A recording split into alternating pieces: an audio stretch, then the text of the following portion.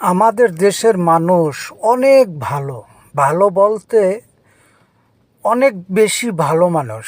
কারণ সরকার যা আমাদের জন্য করেছে, কিন্তু আমরা এগুলো ব্যবহার করি না।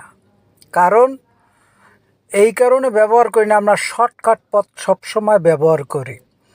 রাস্তা পারাপার যে আমরা হই, গাড়িগুলো অনেক সময় কোচিংয়ের সময়, আমরা ওভারটেকের সময় দেখা যায় যে মনে করেন আমরা খুবই দ্রুতভাবে করি বা অনেকের তাড়া থাকে, এর মাঝখান থেকে একটা লোক দৌড়েই আসে। কারণ আমাদের দেশটা আইন ঠিকই আছে, কিন্তু আইন আমরা কেউ মানি না।